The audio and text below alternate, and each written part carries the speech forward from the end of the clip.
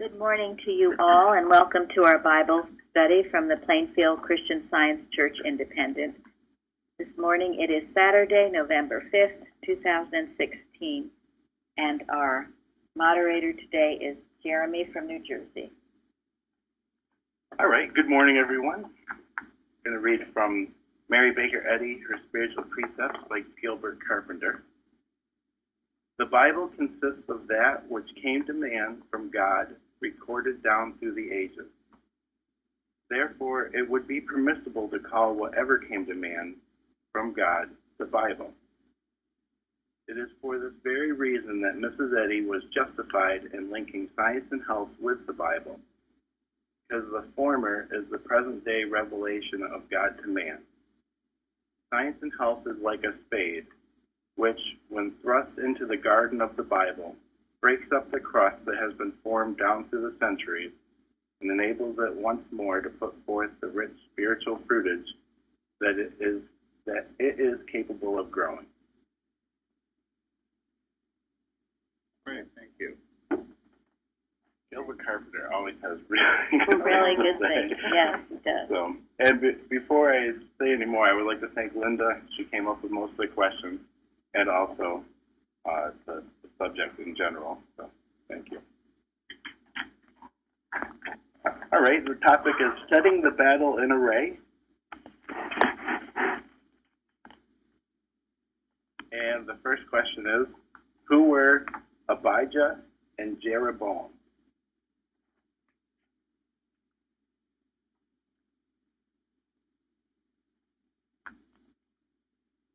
Well, Abijah was the son of Rehoboam, king of Judah, and Jeroboam was the king of Israel.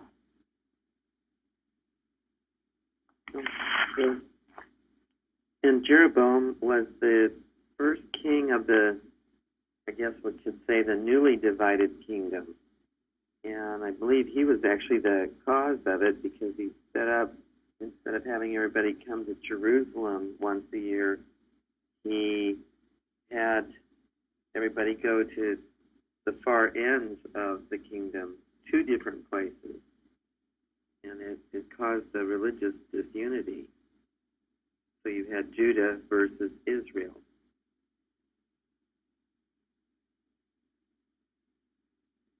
Well, their backgrounds were different too, weren't they?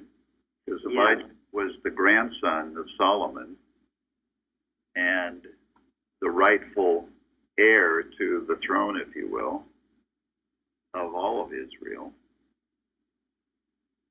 He was also faithful to the Hebrew religion as best he could.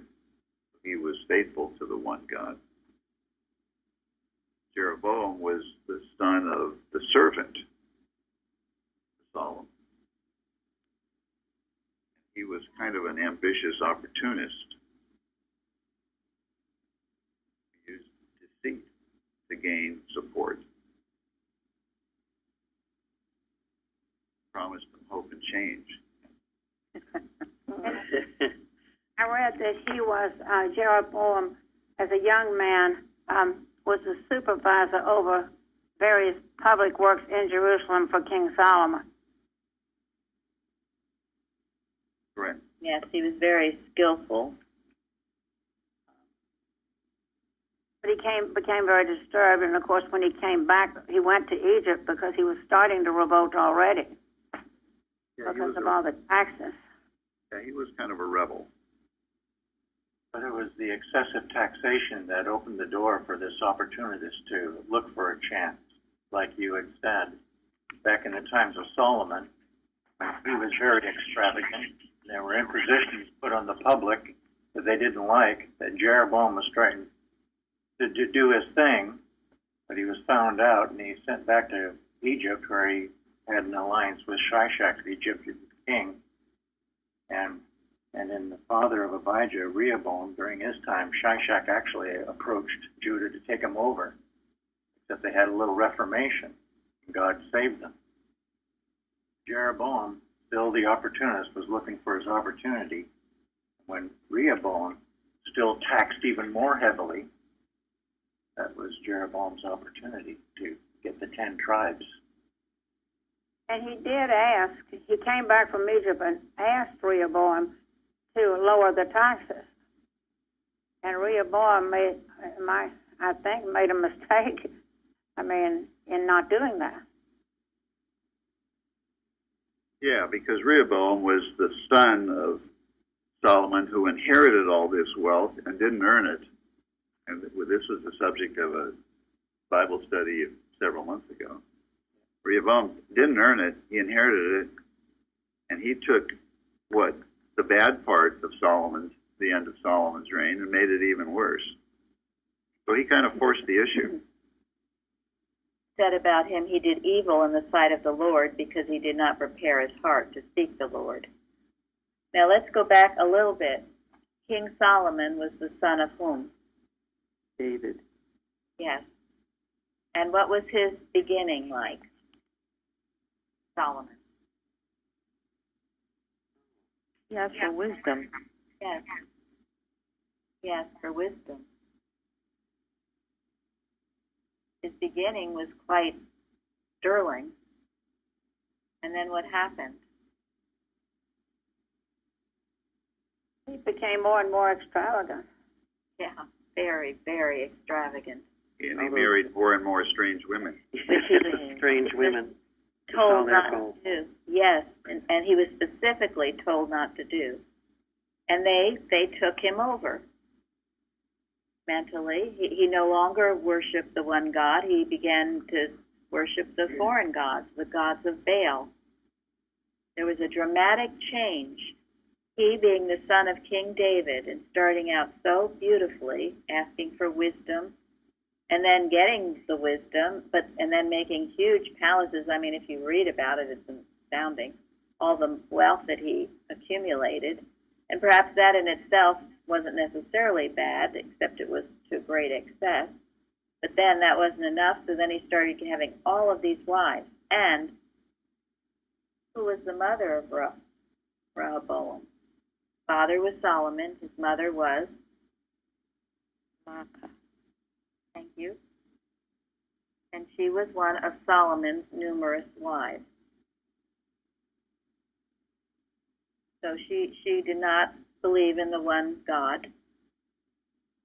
And so you see how the poison is beginning here, the adulteration. And then Rehoboam did evil in the sight of the Lord. You know, one of the commentaries I read said it's interesting because usually at the end of a chapter about any king, they will sum up his reign in just a few words. And if he did evil in the sight of the Lord, that's not a good summation. If that's what he's remembered for. And it was because he didn't prepare his heart to seek the Lord.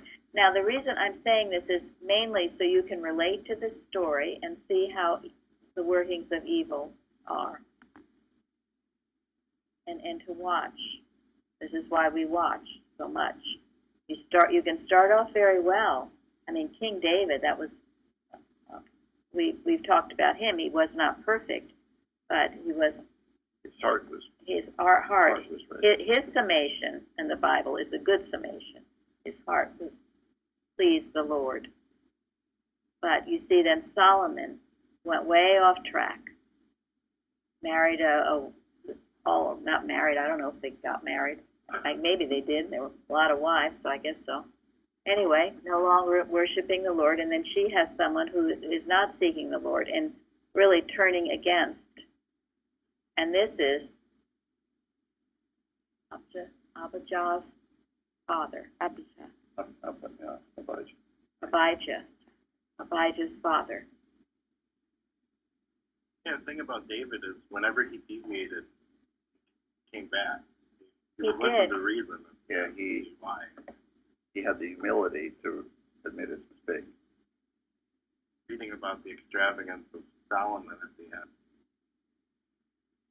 The fact that Rehoboam inherited all that and felt he needed to tax heavily beyond that is just...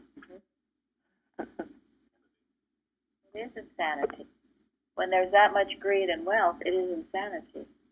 Well, it's the human mind, which is always insanity. it's interesting that his son Abijah said when he was giving this big talk to the Israelites, that he said his father when he says Jeroboam gathered unto him vain men, the children of Belial, and strengthened themselves against Rehoboam, the son, when Rehoboam was young and tender-hearted and could not withstand them. He sort of made that excuse for his father's evil ways. Thank you. And reading in Matthew Henry, he says, those that supported him are here called vain men, a character perhaps borrowed from Judges 11:3, men that did not act from any steady principle, but were given to change, men of Belial, that were shaking off the yoke of government and settling those over them that would do just as they would have them do. There was a great deal of impiety in this present attempt, for they were fighting against the house of David. And in doing so, he fought against the kingdom of the Lord. Now, I thought that was interesting because Wednesday, Elizabeth read about the man of integrity. Well, these were not men of integrity. They were vain men. And this is how we must be careful in our dealings with people, to deal with people, men of integrity. When you shop, wherever you go, you look for honest people. You don't deal with people who are dishonest or crafty, and you can tell. You always support those businesses who are honest and upright, men of integrity. Why would you want to give money to anyone else? So where are we now? Back to first question. Yeah, first question. I'd like to add a little bit about Baal, if I can. Thank I did a little thinking about it because to make it more practical for me now, when you think of Baal, you think of these images and rituals and worship that are kind of far removed in some sense from now. But what I did was try to break it up into types of thinking and behaving so I could bring it home. And it was interesting. I came across something in Unity of Good. It's a statement Mrs. Eddy writes, and the context is that Jesus is saying, I and my Father are one, and he's having a battle with the Pharisees. She says, the Pharisees fought Jesus on this issue. And then this is the question, the next statement later she adds, the fight was an effort to enthrone evil. And to me, that sums up the whole thing. It's just, it may come in different conversations, it may present itself, and it may even sound logical or reasonable or harmless, but if you break it down, in the long run, it's really an effort to enthrone evil. And I looked up the word Baal and did a little research, and really what's interesting to me is how did the priests suddenly allow all this worship of Baal and the sensuality, all this stuff in their temples? You know, it must have been a gradual acceptance of it. And then some writer pointed out that it was probably quite entertaining for the people. There was probably financial gain, and it was hard to stand against it because a lot of the people wanted it and accepted it. It did become a really strong impact in religion on the 10 tribes that Rehoboam was participating in, and it was a very big deal around the kings and this period that we're talking about, as we know, with Jezebel. And then when you start thinking about it and see all the stuff that had to be done to discourage this attraction to Baal, I mean, you have it in Deuteronomy. There's a warning against the Canaan gods. You have in Kings it's written about it. And actually, interesting, Jesus even makes 2 references, and they talk about Beelzebub. And actually, Beelzebub is short for Baal-zebub from 2 Kings, which is Baal-zebub. And so it's really almost, he's referring to it as the demons. And then, of course, Jerusalem had many altars to Baal. And you have Babylon, the Tower of Babel, which was Baal worship again. And it's all been in idolatry and rooted in sensuality. One of the definitions from Hebrew for Baal was false god. And it really was cults and solar cults and worship and fertility and also in weather. And so it's, I think if you could really think about it on your own, you will see that it's just a type of thinking that permeates the communities. And if it's not rooted out, its intent is to enthrone evil.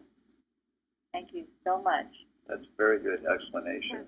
Thank you. I read that Jeroboam, in that regard, I read that Jeroboam built 2 temples for the northern kingdom to keep his people from going back, as the law required that they go to the temple at least once a year. And he didn't want them to go back to Jerusalem. And there were golden calves in the temples at Bethel and Dan. Yeah, and I read, too, that some of this worshiping involves sexual orgies. So you know who invented that. That's right in the temples, you know. And so what had gone on that they broke down their morality that they would allow it in their own temples? I mean, you have to be so alert. And what Linda said, it comes bit by bit. You accept it here, you accept it there.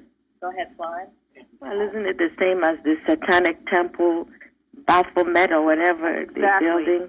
I mean, in Detroit, they had people, they wanted to open this temple, and I'm sure not just there, in other places. So it's not so far away. I want to add to that, Florence, because this is very important, just so people know, because this is what started me on the whole topic anyways with that, is it's also becoming a political movement. And one of the things that one group, there's 2 different groups, there's Church of Satan, and then there's the Satanic Temple, which have 2 different missions. It's the Satanic Temple that is becoming more political, and they are doing things, for example, right now in one state, southern state, I don't remember which one, there is the 10 Commandments out, and because they put the 10 Commandments out, that opened the door for other religious groups wanting to put their things out. So they are in the process of coming with some kind of, I don't know what you would call it, statue or something that represents their beliefs, the Satanic Temple. They don't have the money yet, but they're trying, and they want to make it a virtual, interactive thing for children. That's one of the suggestions. And in Salem, Massachusetts, they now have an art gallery and learning center, and they do a lot of interactive learning with the community and speak highly of how they're so welcome there in this beautiful little community. And their message is cloaked in a lot of friendly language, but really their purpose is to find wherever Christianity is being promoted to add their promotion next to it, to either obstruct it, shut it down, or contradict it. And it's quite getting more aggressive, but they need more money. So that's, if you want something to pray about, there you go. Very much so, because... Yeah, Florence, you saw a show on it recently, right? Yeah, just this week. And they showed how when they were opening this temple, it was just the same thing. It looked to me like an orgy more than with hard, dark music, and I don't know, with the statue like Baal over there, so it's right here still. And the after-school satanic groups, what's that? It's taken root again in different places, so it surely is something to pray about. Washington, yes. Temple open? Where was this? Detroit. That's the one I saw, but I'm sure it's in There's other one places. in New York City. There's one in Salem. Oklahoma. Detroit's the new one. Chicago. There's one in Seattle. Now, and we talked about that Ark of Baal that was put up in New York City under no protest. These are the inroads that it's making. And, in the Communist Manifesto, it says that we will not have to fire a shot to take over the United States of America. It will be the rot within. And another hugely important point I'm going to make right now, and I read this and I agree with it 100%. Our country, yes, was founded on religious rights, the freedom to worship God. But this person made a point. It's Christian. These people had Christian values, the pilgrims, And if the Christians in our country are so stupid that they let other false beliefs, false gods, impermeate and take over our Christianity, we are sunk. All right? This is not just being nice and God is love and everything is great. We as Christians need to understand this point, because if that gets lost, everything is lost. Christ, Christianity. It is why Mrs. Eddy was able to reveal science in the United States of America. In what Gary read in the Bicknell Young article, he says that it's Christian Science, Christ, Christianity. And we must not be so stupid that we say, oh, everything is fine and everybody can do whatever they want. Yes, so we'll have orgies and everything else all around us. We stand on law and principle, and those laws and principles must be defended. And when you watch, you better darn well be doing this, a good watch, because everything is at stake. Don't be fooled by this, quote, niceness. Go ahead. I think the orgy started with Solomon. I mean, you know, we can blame the wives of the false gods, but he didn't have to be with them. Well, And, absolutely. Right. Yes, It is that's human. It is mortal mind's intent to destroy the truth. Right. But And of I course, almost fear the ones that call themselves satanic or Baal. I mean, no, I don't think they need to be there. Obviously, they shouldn't be there, because the people should be educated enough to be true Christian Science Christians. But my wife always, on Christmas Eve, we have to go to a church. And one of the churches we went to, there was a TV screen. I mean, you've got the minister ministering, and then you've got this huge TV screen the size of the wall, and I'm talking 20 by 20 feet. It was a video on this individual, and then what they did was the Bible story. I mean, the camels were dancing, and it was just appalling. And I can't even remember the comment anymore, but it was just so, to me, it was offensive, and I didn't want to be there. So what I'm saying is that the ones that are pretending to be are the ones that are allowing the ones that name themselves satanic, because they're so falsifying Christianity that people don't even know what Christianity is anymore. I never knew what it was. You're absolutely right, Mike. Yeah. Absolutely right. It's the lack of Christianity. The darkness can only come when there's no light. So we take the responsibility. You're right. If Christians, Christ Christianity, if Christian scientists are doing what they can, it can't take over. It's only when we don't. So that's absolutely true. it's interesting that Solomon started out by building a temple to the Lord, but it became so extravagant that it just got misdirected. Right. And Christ said, he said, there would not be a stone left of this temple. Right. It was the materialism of the age that brought down the whole point of the temple. And it's the materialism of our age that is permeating true Christianity. It is the materialism of Christian scientists that brought down the Christian Science movement in the Boston organization. That is our enemy, materialism. The human mind. The human mind is a murderer. And it will call itself many other things. You know, whatever you want, Satanism, communism, any kind of tyrannical government, other forms of religion that are totally human. It takes many names, but it's all the same thing, the human mind. And the human mind is a killer. It's not our friend. That is what we guard against, and that's how we can handle it impersonally, not as people, but as just that, animal magnetism, the human mind. And that's why every time you get a clearer sense of what God is and what Christian Science is and how to do a good watch, you are purifying the atmosphere. And one with God is a majority. It does not take a lot to dispel the illusion of the human mind. That was so well put about the materialism, because that's exactly the church that I was talking about with a huge TV screen. That's what Solomon did. He made this extravagant temple and left God out of it.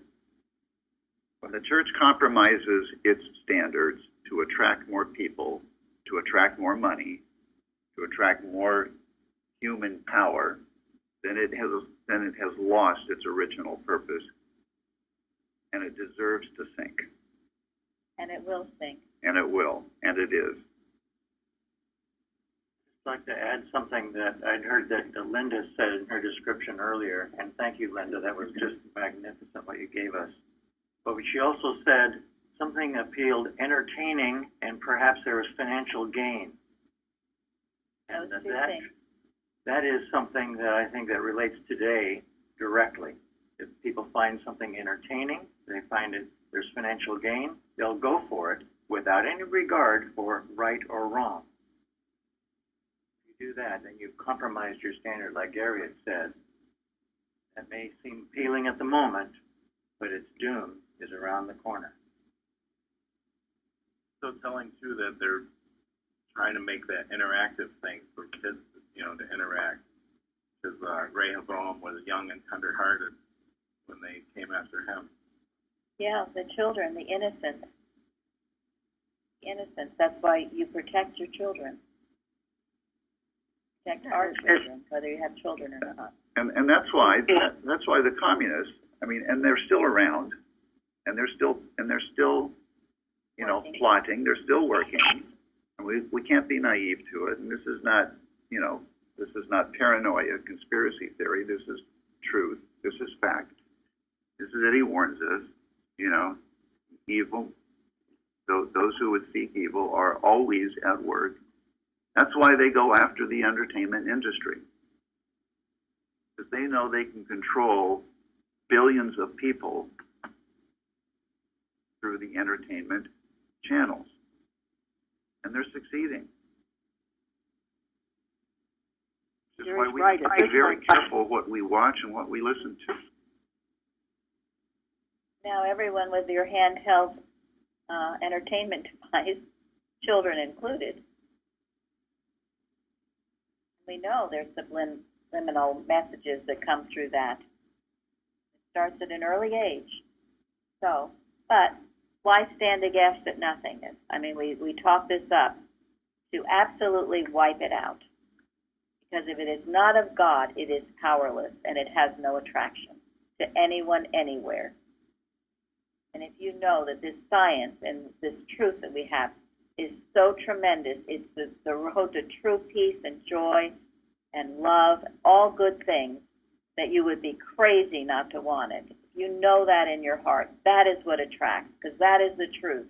The other is not truth. It's a mesmerism. It's a delusion.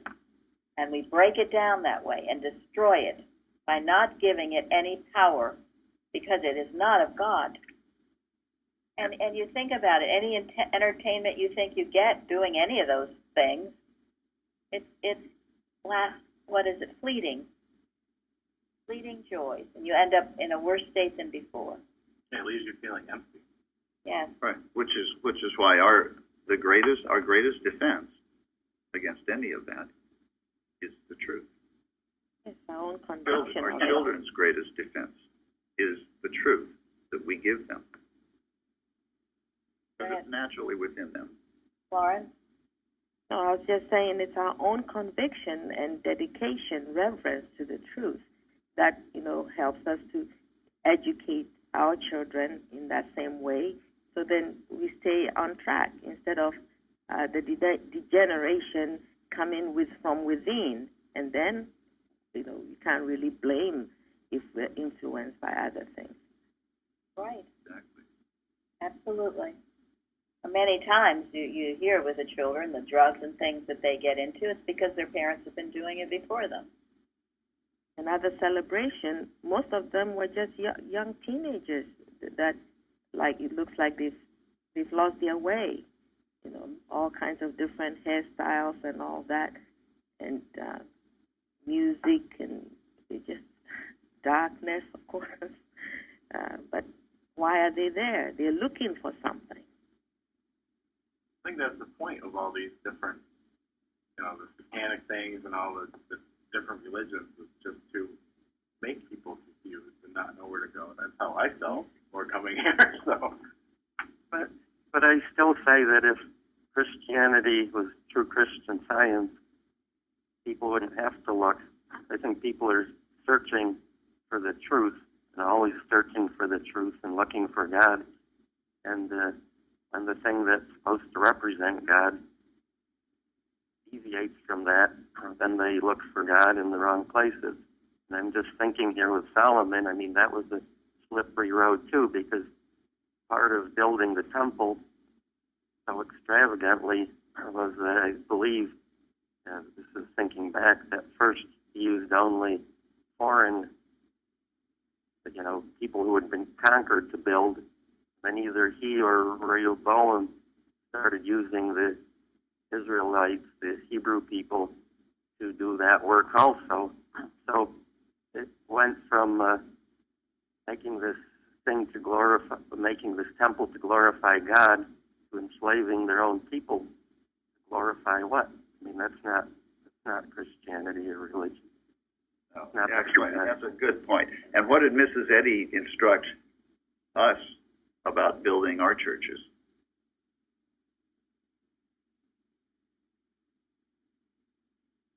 Keep them simple. Yeah. Keep them simple. Forget the ornateness. And why? And why did she do that? Why did she say that? And in materialism, to be so extravagant for what? You don't go to worship the wall.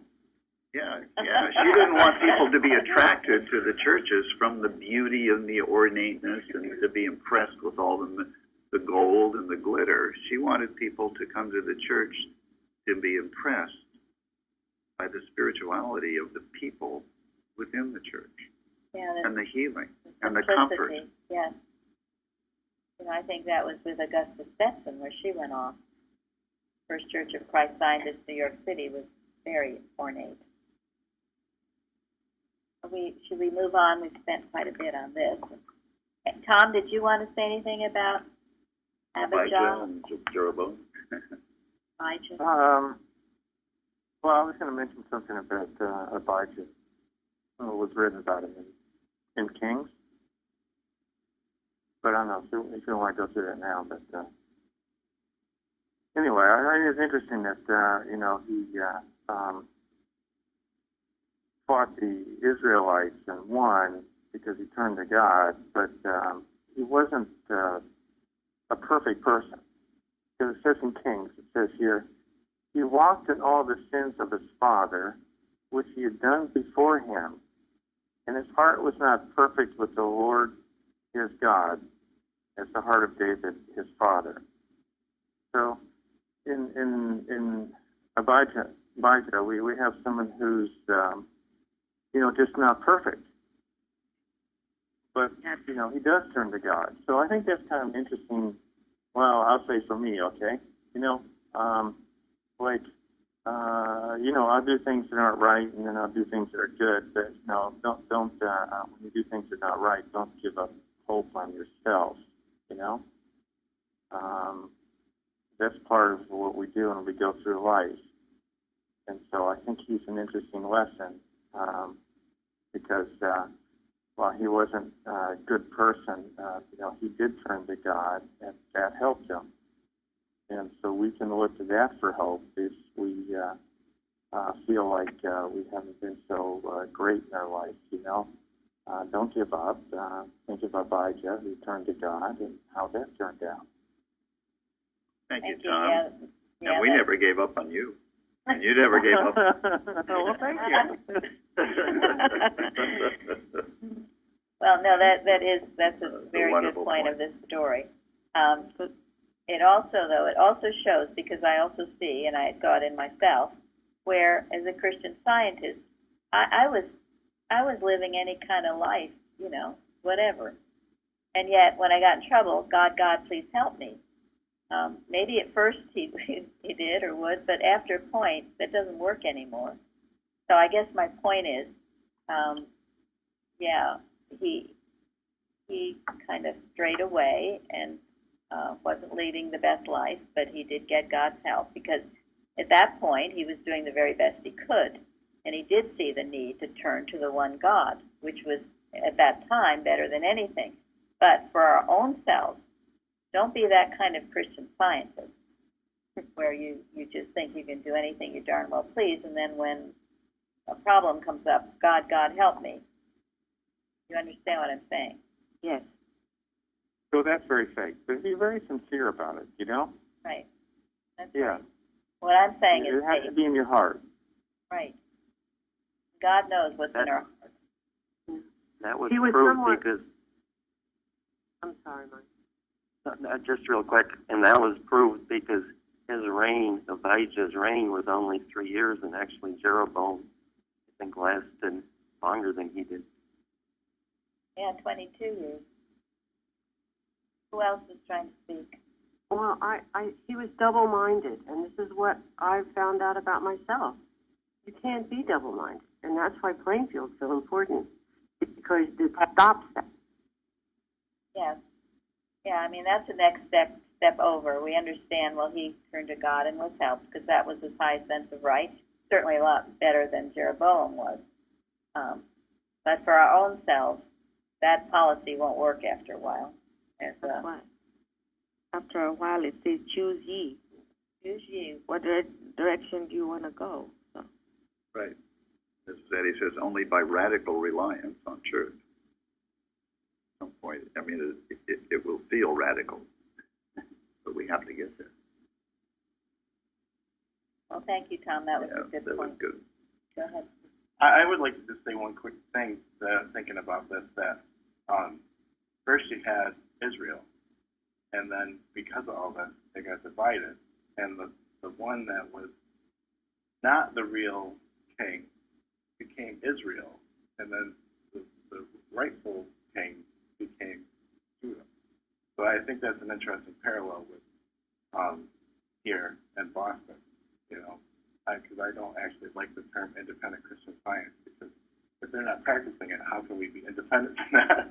They should just be aberrant, and we're just Christian Science. So I just wanted to say that.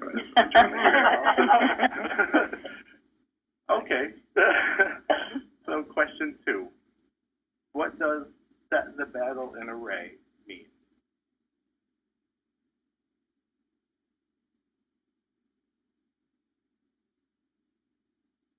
Form your troops. Set up your troops.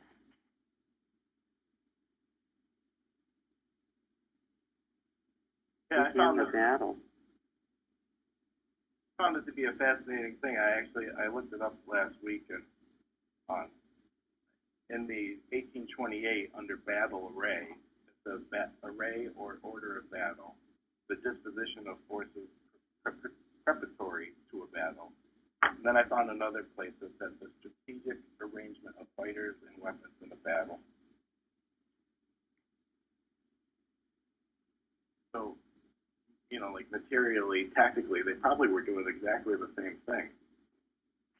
Or at that time probably had a similar layout, so. Yeah. Yeah, I mean, it means to me, it means a couple of different things, 2 different levels. On the human level, it means to go ahead and have an argument. In other words, error confronts you, you have an argument with error, and you have an argument, and who wins the argument? Nobody wins the argument. But on a spiritual level, it means to be prepared for battle when error confronts you. So they both had thousands, hundreds of thousands of men ready to do battle. But the difference between them was Abijah to God for his help.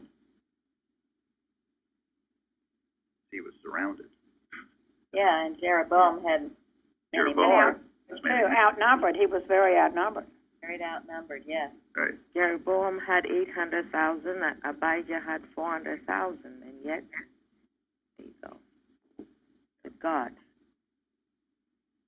Goes back to Mary's comment about that it only takes a small amount of people.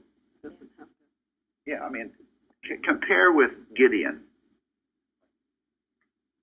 Gideon was approached by the angel to free the people. Totally different situation. And Gideon said, "Who am I?"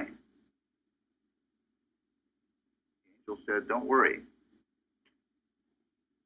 And so Gideon pulled together 20,000, whatever, thousand men, and the angel said, "No, that's too many. Because it's not the men that's going to win the battle."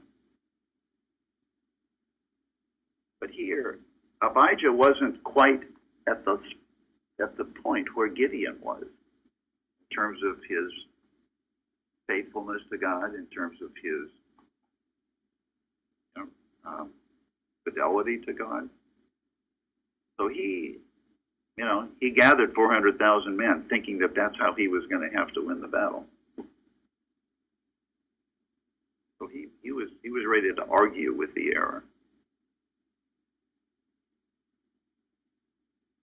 Said he was least in his father's house, right? Yes. And Abijah was greatest in his father's house. Great, right. Gideon, there was great humility. Yeah. But time and time again in the Bible, the victor is often the one who has the least armies.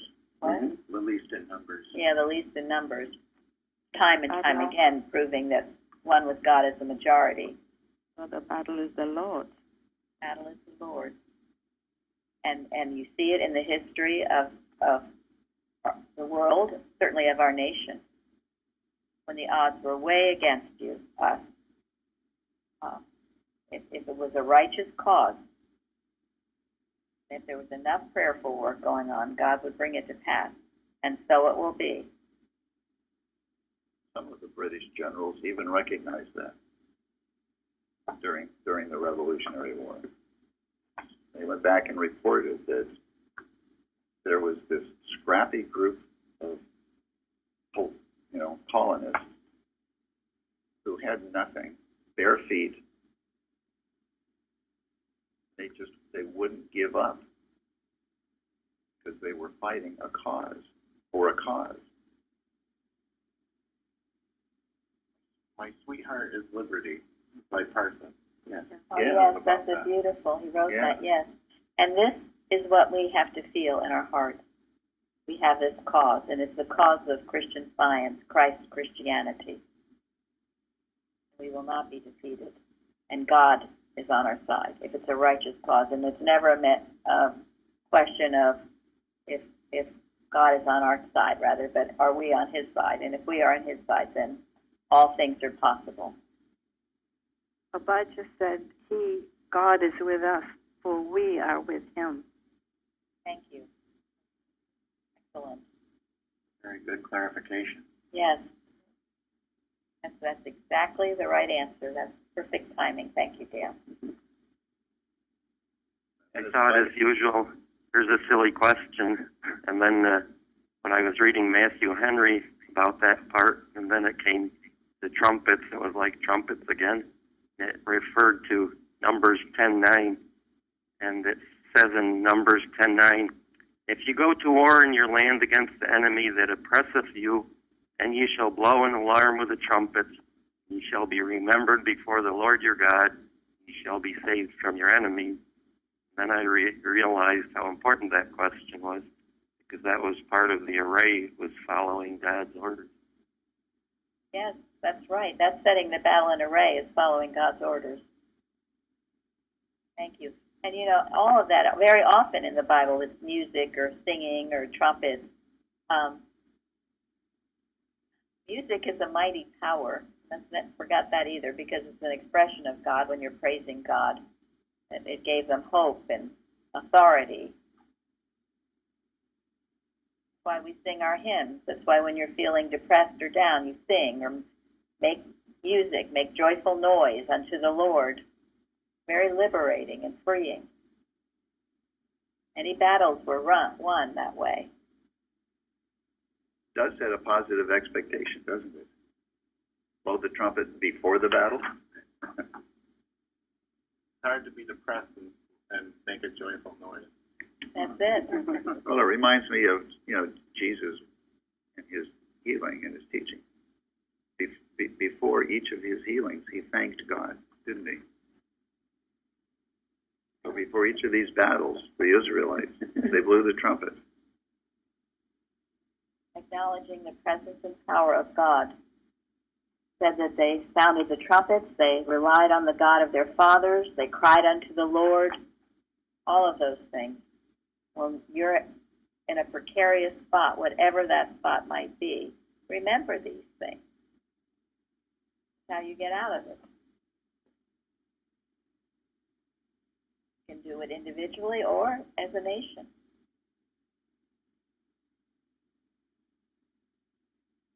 Linda, you had that article on war. Was there anything you wanted to read about it today, or was? There probably was one line, but I'd have to go back to it. If we have time, I'll let you know. Okay. You found a very excellent article on war, excerpted from Footprints Favor. Anyway, maybe we'll have it in the magazine. But it was addressing how, we can't sit back and let tyranny take over, Mrs. Eddy's words. And she certainly didn't in the Civil War with the case of the slaves. We know. She rose in rebellion against that kind of action. Can't be idle when we see suffering and tyranny going on. Okay, where are we? We've been going everywhere, all kinds of... Number 2. Are we ready for number 3? I think so. Still. Number 3. What was Abijah's message of warning from Mount Zemaraim? Fairly, do you know that one? Tom? Zemaraim, Mount Zemaraim. Okay. And that children of Israel, fight ye not against the Lord God of your fathers, for he is our captain, and ye shall not prosper. You will lose. That's it. Pointed out the idolatry. He really knew that. He absolutely knew that. Yes. That was wonderful. That he had such strength in God that he literally knew that they couldn't win.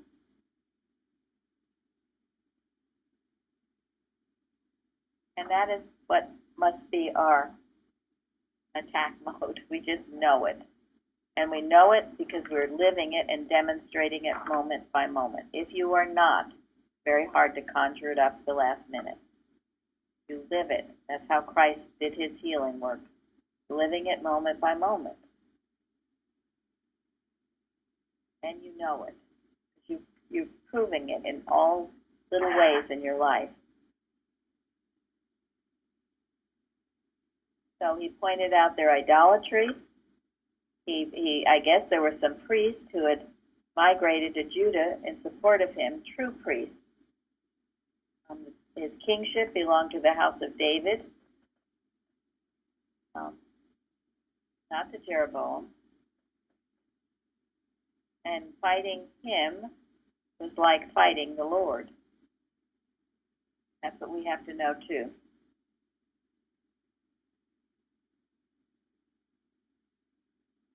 Know that there's a strength and a power that comes over. Do mine anointed no harm. Yeah, you don't mess with us. And that's the attitude we should take with our Constitution, our laws, because they are based on the highest Christian principles of this age. Any attack on our Constitution is an attack upon God.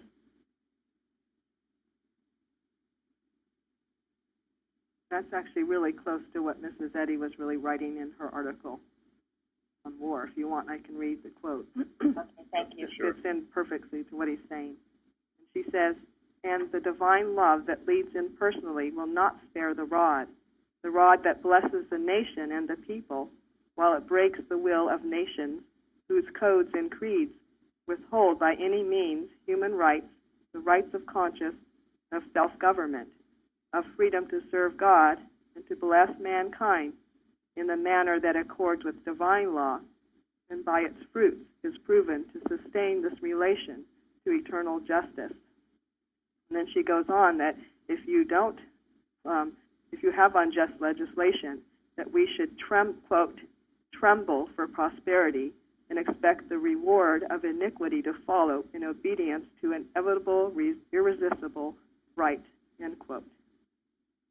Thank you. Thank you. This article was copyrighted and issued in 1903 at the Library of Congress. Thank you. We have heard, recently, and maybe not so recently, that the BOD has come out after Ann Beals for publishing some books.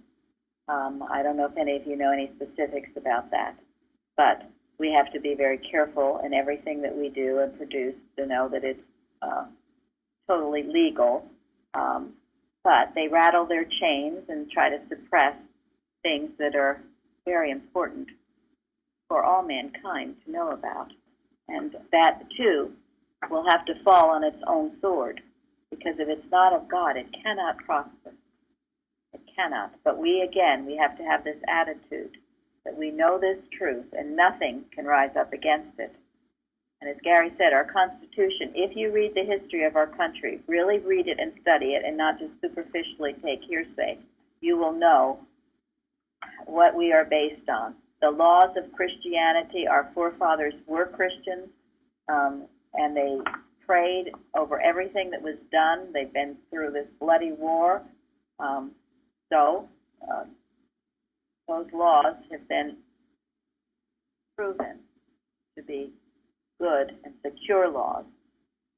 They must be upheld.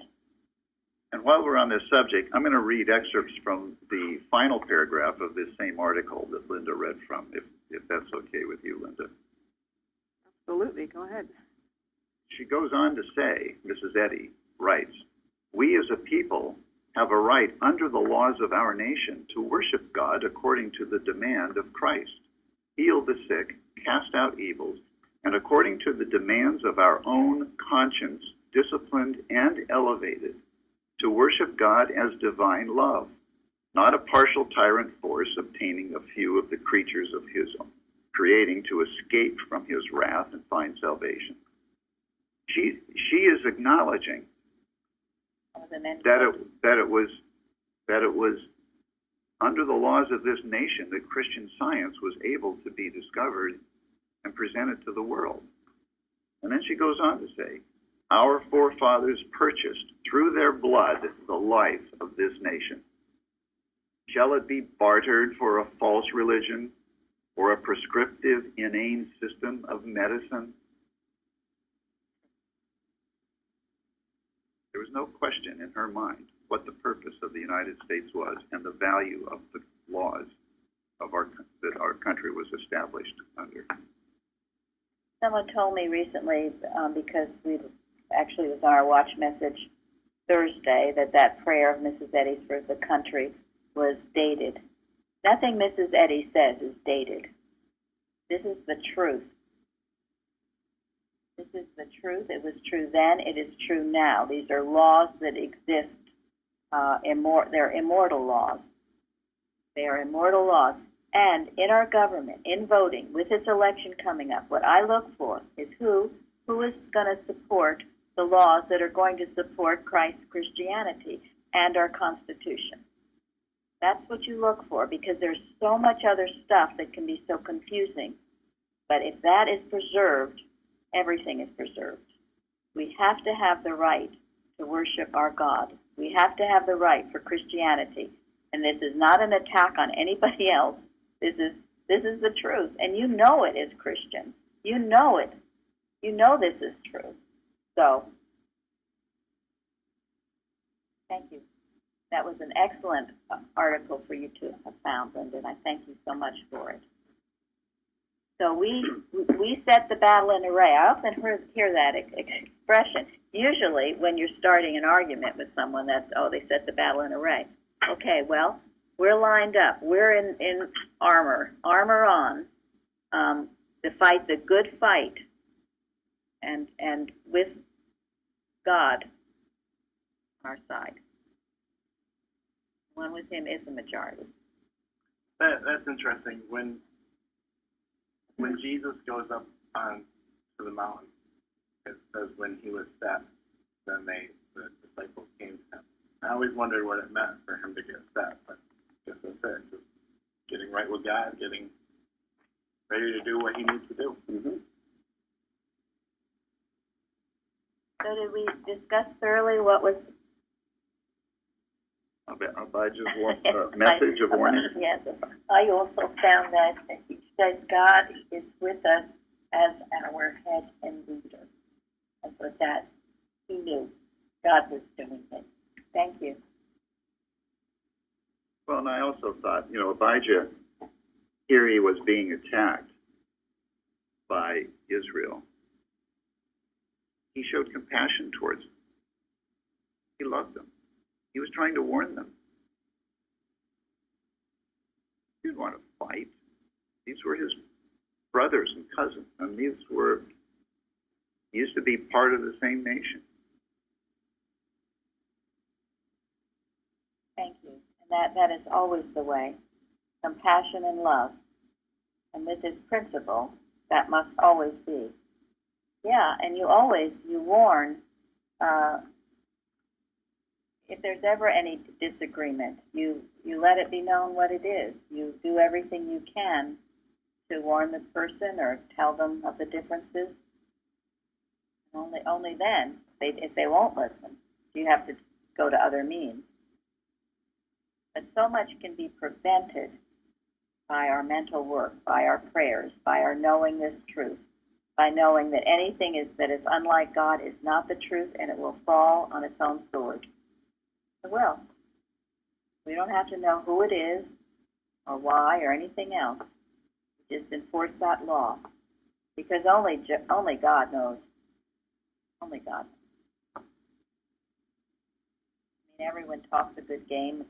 Everyone has great things to say or bad things to say. So only God knows. That's what was so excellent about Elizabeth's reading. Honesty is spiritual power. Dishonesty is human weakness, which forfeits divine help. So her readings, the laws that she expressed in both the Bible and Science and Health, are put into operation, and we are safe with that. God knows who's lying and who's not lying, and if they are and they're dishonest, they will not have his help. In this case, Abijah got his help because it was brought out, he was sincere, he was doing the best he could. In spite of his father's bad example. Yes.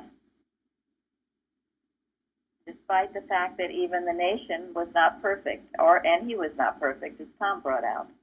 Despite all that, it was still the highest sense of right at that time. The lesser of evils, if you will. No excuse. No excuses. So there's hope for the rest of us. Yeah, there's hope for the rest of us. There's hope for our nation and all nations. All nations, we encompass everyone in God's love. This lesson to me is, brings up the whole history of the of the Jews.